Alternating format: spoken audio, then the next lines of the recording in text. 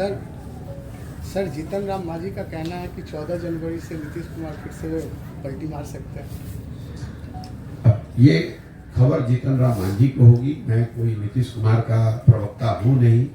मैं इतना जरूर कह सकता हूँ कि नीतीश कुमार की राजनीति जो है वो अब करीब करीब अपने अंतिम दौर में है। नीतीश कुमार को खुद भी नहीं पता है कि वो कहाँ रहेंगे। जब तक जहाँ हैं तब तक आप उसको देखिए कि वहाँ हैं। नीतीश कुमार कहाँ रहेंगे ये किसी को नहीं मालूम है, उनको खुद नहीं पता है। इतना जरूर पता है कि लोकसभा चुनाव के बाद नीतीश कुमार और उनके दल का औपचारिक विघटन आप बिहार में देखेंगे। ये नीतीश कुमार के लंबी राजनीतिक कैरियर का अंतिम दौर है, अब खात्मे पर है। जितना दिन खींच रहा है उतने दिन खींच जाएगा। चाहे वो महागठबंधन में रहे, वापस एनडीए में चले जाएं, सबको छोड़कर संन्यास ले ले, राजनीति अब फिर से नीतीश कुमार की बिहार में चलने वाली नहीं। ठीक है सर। 22 तारीख को सर राम मंदिर का प्राण प्रतिष्ठा होगा। कांग्रेस डायरेक्ट साफ मना कर दिया कि हम वहाँ पे नहीं जाएंगे। इस पे क्या कहेंगे? भाई ये कांग्रेस का निर्णय है। जो लोग वहाँ प्राण प्रतिष्ठा हो रहा है, जो बना रहे हैं, जो निमंत्रण दे रहे हैं, वो किनको निमंत्रण दे रहे हैं ये उनकी इच्छा है, उनका विवेक है। जो लोग निमंत्रण को स्वीकार कर रहे हैं या अस्वीकार कर रहे हैं ये उनका विवेक और उनकी इच्छा है।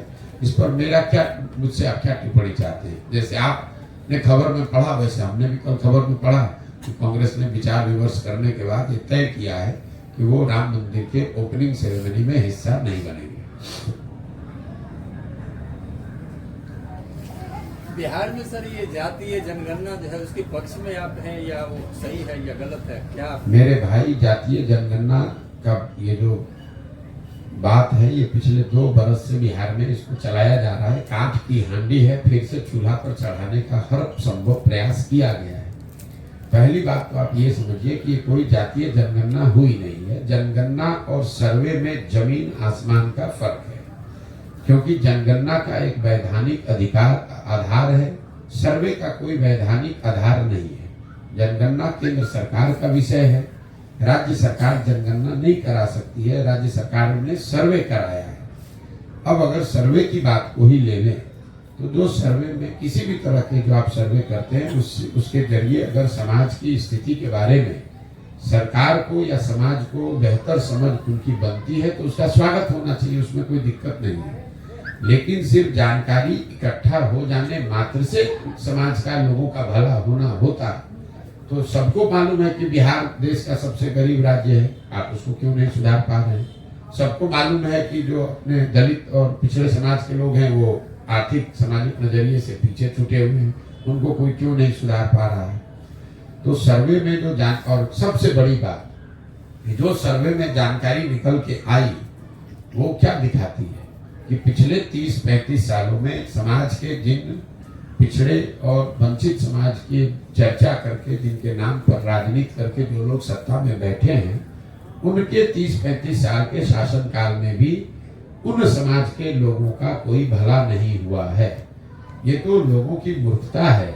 ये जमीन का कीचड़ उठाकर अपने मुंह में लगाने वाली बात है। मान लीजिए कि ये कहा जा रहा है कि समाज का एक बहुत बड़ा वर्ग, दलित समाज का, मुस्लिम समाज का, पिछड़े समाज का, उसको प्रतिनिधित्व नहीं मिला, उसकी हकमारी हुई है। तो अगर उसकी हकमारी हुई है, उसको प्रतिनिधित्व नहीं मिला, तो ये इसके लिए दोषी कौन है? इसके लिए दोषी वो है जो पिछले 30-35 साल से सत्ता में है। और पिछले 30-35 सालों से बिहार में 2 ही आदमी सत्ता में है, लालू यादव और नीतीश कुमार। तो अगर गरीबों का, वंचितों का, पिछड़ों का, मुसलमानों का शोषण हुआ है तो इन्हीं लोगों के द्वारा हुआ है। आप मुझे बताइए कि आरजेडी और जदयू, उनका पार्टी का नेतृत्व वो खड़ा होकर क्यों नहीं बताता है कि कितने अति पिछड़ों को उन्होंने टिकट दिया है, कितने अति पिछड़ों को, मुसलमानों को, दलितों को उन्होंने सांसद विधायक बनाया है। बिहार सरकार अभी जो चल रही है, इसका इस वित्तीय वर्ष का बजट है 2,46,000 करोड़ और 60% 2,46,000 करोड़ का करीब 60% जो विकास का बजट है वो विभाग सिर्फ 2 ही आदमी के पास है, वो नीतीश कुमार हैं और तेजस्वी यादव हैं। तो अगर आप सरकार में हैं और आपको दलितों की, पिछड़ों की, मुसलमानों की इतनी ही चिंता है तो आप अपने चुने हुए विधायकों में से इनको मंत्रिपरिषद में जगह क्यों नहीं देते हैं? इस सरकार को कौन रोक रहा है कि किसी मुस्लिम समाज के किसी भाई को आप गृह मंत्री बना दीजिए, किसी दलित समाज के नेता को आप पथ निर्माण मंत्री बना दीजिए, किसी अति पिछड़ा समाज के लोग को आप स्वास्थ्य मंत्री, शिक्षा मंत्री बना दीजिए। वो तो सारे विभाग पर बैठे हुए हैं तेजस्वी यादव और नीतीश कुमार, और बात कर रहे हैं कि इनकी हकमारी हो गई। तो ये तो अगर हकमारी हुई है तो यही लोगों ने हकमारी की है, और समाज को इसकी समझ है।